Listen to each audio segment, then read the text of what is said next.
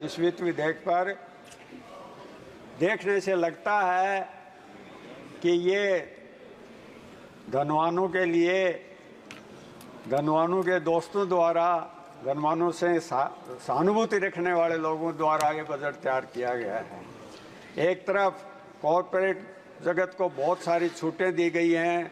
कहाँ 32% उन पर टैक्स लगता था, उसको लाते लेते 20% पर ले आए। और दूसरी तरफ जो आम आदमी है, जो नौकरी पेशा लोग हैं, उसके 7 लाख करके भी बहुत खुशी मना रहे हैं कि 7 लाख रुपये हमने उसकी लिमिट कर दी, 17,000 रुपये की उसको छूट दे दी। यही नहीं, पहली बार बहुत साल बाद ऐसा लग रहा है कि आम आदमी से ये बजट दूर है। आम आदमी का बजट होता तो आज जो सदन में बात उठ के आई वो नहीं होती, चाहे हमारे महाराष्ट्र के दोस्त बोल रहे, चाहे हमारे उत्तर प्रदेश के दोस्त बोल रहे। जो जो बजट की साइज बढ़ी, त्यों त्यों गरीब को भूलते गए, असंगठित क्षेत्र को भूलते गए, युवाओं को भूलते गए, बेरोजगारों को भूलते गए। और सबसे ज़्यादा बड़ी मार करी है वो किसान और किसानी पर करी है। यहाँ कहा गया था कि किसान का आय दुगनी करेंगे, आय दुगनी नहीं करी, बल्कि उसका जो इनपुट था कृषि का, उसकी लागत दुगनी कर दी।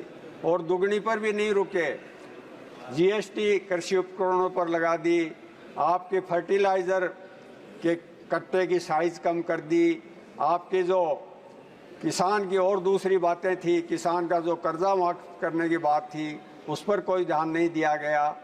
मैं अध्यक्ष महोदय जिस क्षेत्र से आता हूँ वो किसान प्रधान देश है, एक प्रदेश है, वहाँ किसानी है, और वो भी एक फसलीय इलाका है। हमारे किसान बहुत मेहनत से काम करते हैं, बहुत खून पसीने से काम करते हैं, और हालत आज ये है कि उनको जो उनकी लागत है वो ही नहीं मिल रही, दुगुनी आय तो मिलने से रही। यहाँ घोषणा की गई कि हम एमएसपी को कानूनी दर्जा देंगे, कहीं उसके लिए पूरे बजट में कोई चर्चा नहीं है। आपके हेल्थ सेक्टर की बात ले लीजिए, आप उप स्वास्थ्य केंद्र से लेके और मेडिकल कॉलेज तक जो चिकित्सा सुविधा है उसका कहीं कोई धनी दौड़ी नहीं है। कहा गया, बहुत सारी आलोचना करते हैं हमारे पूर्व प्रधानमंत्री, प्रथम प्रधानमंत्री जी का, पर उन्होंने 1956 में जो एम्स बना दी थी दिल्ली में, उसके मुकाबले की आज भी ये 10 साल में भी कोई एम्स एक भी तैयार नहीं कर पाए। हमारे प्रधानमंत्री जी ने उस समय जो आईआईटी खोली, जो आईआईएम खोले, जो रिसर्च इंस्टीट्यूट खोले, चाहे आईसीसीएमआर है, चाहे साइंस इंस्टीट्यूट है, चाहे हिस्ट्री का वो रिसर्च का मामला है, किसी के मुकाबले कोई इंस्टीट्यूशन बना नहीं पाए। दूसरी तरफ एक तरह से सभी तरह के जो मेडिकल की जो सुविधा है, आज आप गांव के उप स्वास्थ्य केंद्र में स्टाफ नहीं है, उसमें सुविधाएं नहीं हैं, प्राइमरी हेल्थ सेंटर में सुविधाएं नहीं हैं, आपके सीएचसी में सुविधाएं नहीं हैं, आपके जिला हॉस्पिटलों में सुविधाएं नहीं हैं, और तो और मेडिकल कॉलेजों की हालत यह है कि उसमें आपको कोई सुविधा नहीं मिल रही। और वही कारण है कि आज प्राइवेट सेक्टर में कुकुरमुत्ते की तरह प्राइवेट सेक्टर में हॉस्पिटल और मेडिकल सुविधाएं उपलब्ध हो रही हैं। यही ये लोग नहीं रुके, जो इलाज की व्यवस्था करनी चाहिए थी, निःशुल्क इलाज की, हमने राजस्थान में 25 लाख रुपए की निःशुल्क इलाज की चेष्टा कर रखी थी।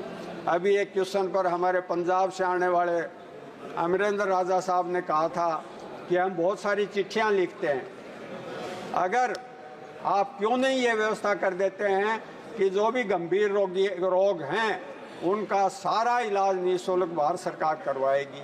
जब राजस्थान सरकार 25 लाख का इलाज करा सकती है, तो आप क्यों नहीं अपने जो स्वच्छ भारत है उसके तहत 5 लाख रुपए देते हैं, उसको क्यों नहीं आप 30 लाख रुपए कर दें। आपको अगर इस देश को आगे ले जाना है, अगर सोसाइटी को आगे बढ़ाना है, तो आपको हेल्थ सेक्टर पर अपना खर्चा बढ़ाना पड़ेगा।